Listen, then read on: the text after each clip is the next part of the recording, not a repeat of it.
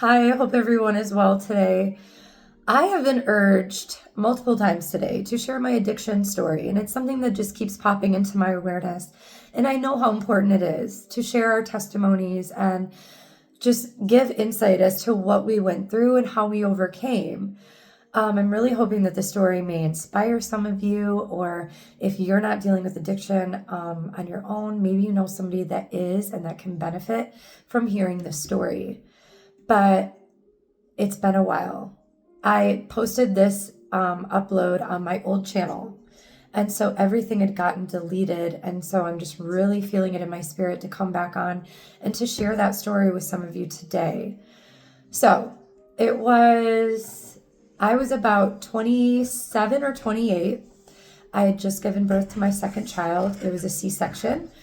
And at that time, there weren't really strict regulations on like opiates and like what the doctors would prescribe. So with my first son, I was written a prescription for like Vicodin, and I'd never took them. I tried taking it one time and it made me tired, and I was like, no, I can't.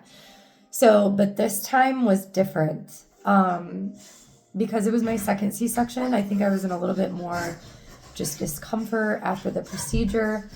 And at the time, I was in a not so compatible relationship.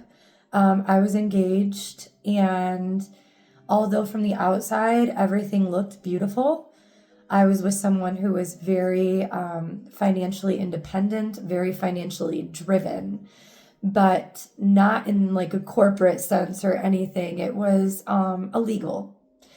And so we were dealing with, raids in the house and police involvement, and it was very chaotic. And there was just a difference in opinion as to how like we should be a family and how things should proceed forward. This person was very much into like drinking and partying, and I was like growing out of that phase of my life where I wanted to be more stable, more secure. So yeah, it was very toxic. There was a lot of like verbal abuse. We just didn't see eye to eye. And this is when I began learning about narcissism and what that looked like. I had never really heard of the term before. So I started to figure out, hey, maybe that's what I'm dealing with here. But before this revelation sort of came onto me, like I was drowning in responsibility. I had a child already, and then my second being a baby, I was overwhelmed. The relationship wasn't going well. There was a lot of distance, a lot of not really emotional closeness. I felt very much like a trophy, and that wasn't a good feeling. It felt like he wanted me to be something that just didn't really resonate with who I am internally. And I was going through a really big growing process. And I also had like trauma of my own from childhood and stuff that I, at that time, was totally unaware of. Sometimes it takes time to realize your patterns and your behaviors and my own toxic things. So it just wasn't a good situation. And over the years, it was really starting to take its toll on me. Well, the doctors had wrote me that prescription, and I started to realize that on days that I would take my prescription, on days that I was in a lot of pain, it helps me to push through the pain, but not just physical pain, the emotional pain too. And the heaviness was gone. And for those of you who are unaware, opiates create a bit of a euphoric feeling, a feeling of like love. And this was something that I was really craving and like missing in my life. And so it wasn't really an intentional thing. It's not like I started out taking it every single day, but it was a slow onset. So initially it was just like, oh, these help me, and oh, these not only help my pain, but like I feel better and I'm motivated, and I would get all my housework done. And we also had like 5 dogs at the time, 4 dogs. So it was a lot of work. There was a lot of housework, a lot of things that needed to be done, a lot of responsibility. Because I went into preterm labor, I had to quit my job. So I was now a stay-at-home mom, which was also hard for me because I was used to having financial independence. And when that was taken away, and then I was like a stay-at-home mom after that, initially it sounded good, but I found that there was a lot of control money-wise. So it's not like I had access to the money. It was like, here's $20, make it stretch a week. Like, and then other control factors. Like I wasn't really allowed to hang out with friends. If I went to the grocery store, I was timed. And if it took longer than it should have, like accusations would come out. It was just really a stressful time for me. And instead of at the time, because I didn't have the tools to sit with and process and not only process my own trauma, but like what I was going through in the relationship and what was actually happening. It wasn't any big picture, anything. It was just like, oh, wow, these things help me and I don't feel so bad. So on certain days I would take them. And then I started to notice, because, the fighting would ramp up, or if anything would happen, it's like I would lean on that a little bit more. And they wrote me a prescription for like, I couldn't even tell you, it was like 100 of them or something. So I had them for a very long time. And so it was like, oh, well, he screamed at me or something. So like, oh, I'm just going to take this and like go on with my day and just forget about it, and take the kids to the park, or whatever I needed to do. And that was the beginning of a very hard couple years. It was short-lived, but it escalated very quickly. I found that my tolerance quickly grew. And so I went from one like every few days to like one every day to a couple during the day and then like after about a year of that, like I started to realize like, okay, this is a problem and I need to be done. And I tried to like not take them, and that's when withdrawals hit me, and I was like, whoa, this is absolutely miserable. So I made it like 2 days and then went back, and I felt trapped, mostly because after experiencing the level of like withdrawal that I felt, I was like, there's no way that I can function and take care of my kids and do everything that I need to do in this state. And the crazy thing about it was nobody knew. It was like completely secret. So it was me just trying to cope with life quietly. And so it's not like I could lean on anyone and go, hey, I could have, but I chose not to, and sort of suffered in silence. And so I went back to whatever, and I tried to like reduce my dose and wean myself down and sort of tried everything. But it's almost like the more I tried to quit, the worse it got. And I think a lot of people can relate with that. Have you ever like tried to be on a diet and then like you crave food more than ever? Or it's like you try to stop doing something and your desire to do it becomes tenfold. So this is sort of what I was dealing with.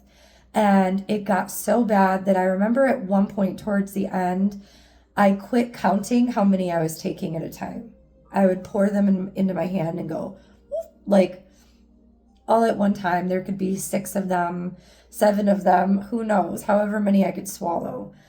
And that's when things got really ugly for me, because I knew the problem was severe. I knew I wanted to be free. I knew I didn't want to go down that path anymore.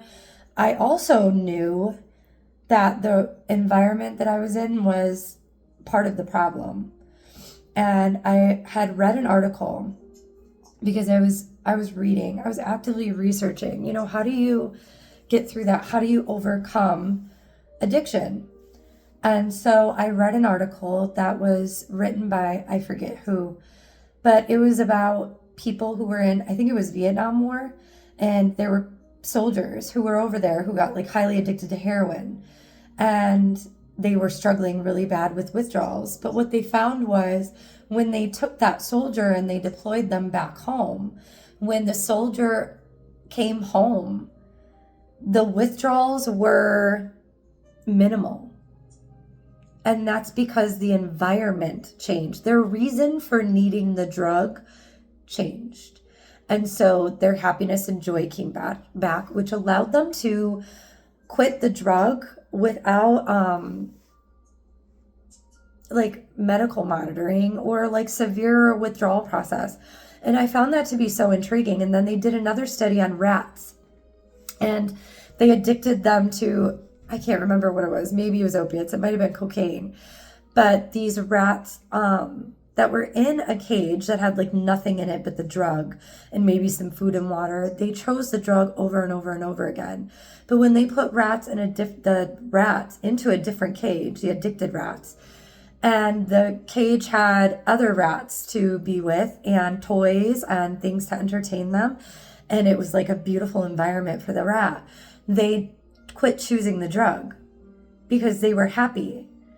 And so the idea that our environment is sort of pushing us or persuading us into making these choices, it was profound. I was like, yeah, and that's exactly, I knew, I don't want to blame the relationship, but I knew it was my emotional state. I knew it was the way I was unable to cope with what was going on around me, the loneliness, the abuse, the degrading, being degraded and looked down upon, like just feeling like an object. All of these things started to, it was just heavy, and it was like, this is not how I should be living. So there was a lot of resistance there, but I didn't know what to do with it.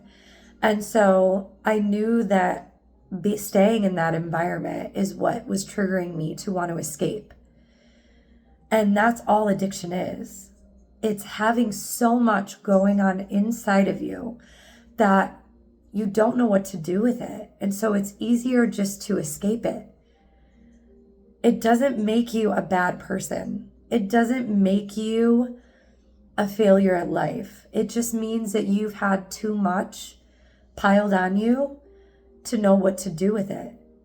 And it's not like we have people walking alongside us going, oh, you just need to do this, or this is how you process trauma, or, this is what you need to do. It's like, I remember reaching out to people for advice, and it's crazy, but it's almost like you get this bland response from people that's so just like, oh yeah, that's life, that's just how some people are. And it's like, what do I do with that? Like, I don't know. It's just, you wish you had support.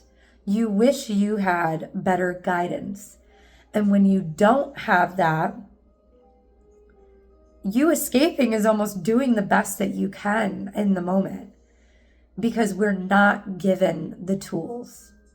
We are not handed those tools.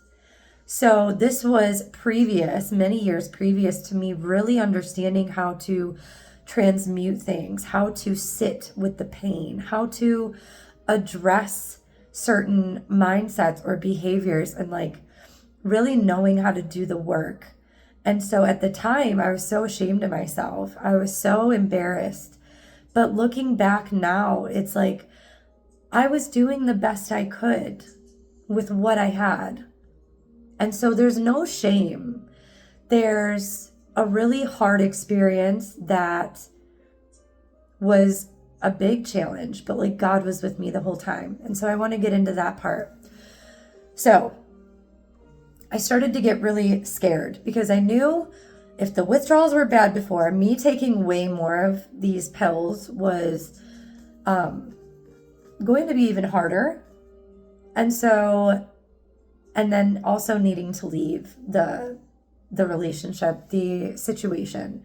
So I had a lot on my plate. I had a lot that I needed to navigate.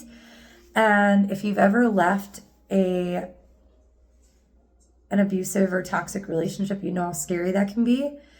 And doing it with like children. And so it took me months to gain my courage. But my oldest was finally like, okay, Mom, like it's time. Come on, you said we were going to do this. Like, let's do this now. And I did. I grabbed whatever I could fit in my car and whatever money I could get my hands on and my things. I didn't take everything. I left a lot of my stuff. And I left. And I dropped my items off at my mom's. But let me tell you, I was so afraid. I went and stayed in a hotel for a few days because I knew he would be livid when he found out when he got home. And he threatened to kill my dog. He was doing everything in his power to try to make me come back. I was terrified. I mean, that in itself was traumatizing. Like, it was a lot. And then, so it was like, I knew that was my first step. I had to get out of that situation. And I went to my mom's. I explained to her everything that had been going on, which she sort of had an idea, but I didn't have a lot of support. So I don't think like me being there was ideal for her or anybody else, but I'm so thankful that she let me, because that was a true blessing. So when I got back to, my mom's and things started to settle, there was a smear campaign. He was telling everybody all sorts of things about me. And I kept quiet, like went about my business. I knew that I really needed to get my life together. That was my main goal. It was going back, to the old me, the being able to be happy without depending on a substance or a drug to create that state for me. And I had always been, just a happy individual, a chipper, cheery, positive person. And so to go that low, I forgot to mention, but before I left, one of the key things that sort of scared me into not only leaving, but getting clean was I was having paranormal things going on in my house. I was starting to see shadows out of the corner of my eye that would walk past me, hearing strange sounds, strange things going on in the house. And so it sort of like startled me. It was unsettling. But then I had a dream. And for those of you who have listened to any of my other videos, like, God gives me incredible dreams. This was a very demonic dream. And if you've ever seen the show on TV where they take like the kids into the prison, I think it's called like Scared Straight. That's sort of how this played out. So I had a dream one night that I was staring at this big giant, it was abandoned, run down. It looked like a haunted house. I was standing right in front of it, and I walked through the front door, and it was just desolate. It was falling apart. It was awful. And I climbed into the elevator, and I pushed the up button, and the elevator was rising to the very top. This was like a 4-story house. So it was going up and up and up and up. And then suddenly, as I was reaching the top, these they looked like dark shadow beings. Like, I knew they were demons, but they came up through the floor of the elevator, and they wrapped a thick rope around my ankle. And then as it was wrapped around my ankle, they like yanked straight down. And I went through the floor of the elevator with them. And I was going down, like down, down, down, down through like each floor of this house. And I was like crashing through these floors. And I woke up, and I was sweating. I was trembling. It was terrifying. It felt real. So I sat up straight in my bed, and I was catching my breath, and I sat there for a few minutes just assessing what was going on. And I was looking around the room, and it was quiet. And then suddenly I felt in real life the rope because it was like wrapped around my ankle in the bed. I felt it like someone had one side of the rope and they were pulling it, and it was like unraveling from around my ankle and sliding off the end of the bed. And that scared the absolute life out of me. I knew what the dream represented. It was symbolic. I felt like they were pulling me to hell. The elevator was like, to go up in an elevator is to like be in a good place, like to ascend to, and then like them grabbing me and pulling me down. And I knew it was like metaphorical to like what the drugs were doing, how I felt my life was going at the time. And so this dream was a catalyst. I knew in that moment I had to make the change. I couldn't put it off anymore out of fear or uncertainty. And so that's when, it was like a week later, I think the opportunity came up to leave, and I did. So I went to the hotel, and then I went to my mom's, and it was me getting clean. And so I set a day. It was like about a week in from being at my mom's, and I was like, okay, it was a Friday. I remember that much, and I just prayed. And I said, God, I can't do this. Like, I don't know how I'm going to do this, but I need you to help me no matter how hard it gets. And he did. It was crazy how it happened because that Friday morning, like I was done. I didn't take anything, and I was sort of bracing myself for the withdrawal to set in. I knew what I was in for, and it did. I got sick, but not in the way that I thought I was going to get sick. I was sneezing. I was coughing. I had a fever. It wasn't just body aches and trembling and being in bed. I was sick. And at first I was like, oh man, this is like, felt like I had a sickness. And I was like, no, maybe it's just the withdrawal this time, like how I'm handling it, whatever. But then my children started to get sick. And so I took them to the ER, and they tested them, and it was the swine flu. So the day I decided to quit, I know it doesn't seem like it would be a blessing, but it was. I was given the swine flu, and so were they. So it was like an energetic flu. And I was miserable. They were miserable. But the fact that everyone had it, it just felt like, oh, I got the flu. It sort of covered the whole like, oh, I'm going through some awful withdrawal. It was just the flu. And so about a week of that, and then I had bronchitis after the flu, so I had to take antibiotics and whatever. But it's like my withdrawals were over, like the main part of the withdrawals, but I still couldn't sleep. I was having like secondary issues, which I would say is the worst. The main body part was just the initial whatever into being clean, but like the residual effects of like, it took me forever, like over a month or a month and a half to be able to sleep at night. I was exhausted and I felt empty in my mind. I felt like a zombie. I felt like I couldn't feel emotion.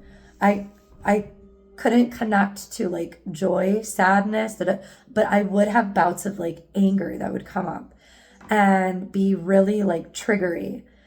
But I kept telling myself, no matter how hard this is, no matter how long it takes, I've made it this far and I'm never going back. And I kept my resolve. I kept pushing, and I would pray, like, God, please strengthen me. I don't want to turn to anything else. I don't want to trade one thing for another. I don't want to continue down that road. Like, I was so set in my mind to getting my life back, getting myself back, not only for me, but for my kids more than anything. And I didn't want to live like that anymore. And so there was no turning around at this point. And he would strengthen me. I would have like little moments of like, yeah, but what if, and it would be like, nope, like snap right back to it. Like, it's going to get better eventually, no matter how hard this is. And I remember weeks in just being like, I feel like I will never be happy again. Like, I don't know what happened to my brain. It felt like brain damage. Like, it was awful. It was awful. It was the hardest thing I've ever gone through. Well, up until recently. But it was hard. For any of you who are dealing with addiction, like, my heart is just beating for you. It's not only a physical thing, it's a mental thing, it's a spiritual thing. It messes with your brain, your hormones, it throws everything off. Your melatonin, your serotonin, your, what is that other one? Dopamine. It changes everything. And so it takes a long time for your brain to recalibrate, to restructure. But the crazy thing that happened to me, I was about 2 weeks into the no sleeping, and there was a lot going on, like, in my room. I would shut the lights off and the hangers would bang around in the closet, and then I would turn my flashlight on to my phone and look, and the hangers would be swinging back and forth, but like there's nothing there. Like the demonic attack towards me during this time period was so severe. They didn't want me to break free. And so it took me into like more prayer and more. It was unsettling, but it's like I wasn't giving up. I wasn't going to turn around. I didn't come that far just to throw it all away and go back and have to do it again eventually. Like so the strength that I had to embody was insane. But one night, I had just gotten into bed and I shut the light off, but my phone was on. I was on my phone for a minute. Then I shut my phone off and I set it on the floor next to me. And I felt a presence at the foot of the bed.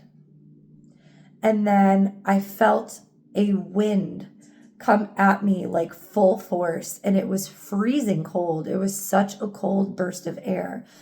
And it flew up. I could feel the weight of it, like flying up the covers at me. And it got right in my face, like the wind blew into my face. And then the most demonic snarl, growl type sound. I can't even explain the noise. I tried to like recreate it and to explain it to people, and it just sounds ridiculous. But it was like a demonic snarling growl right in my face. And I knew as soon as I experienced that demon was furious with me for the strength that I had in that moment.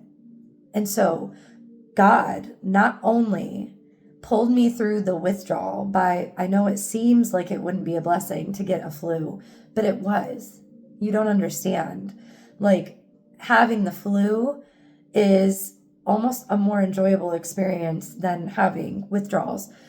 And so he saved me in a sense through that process, and then was keeping me so strong. He was keeping my eyes on the prize and didn't let me stumble, didn't let me falter. He didn't let me lose that battle, no matter how hard it got.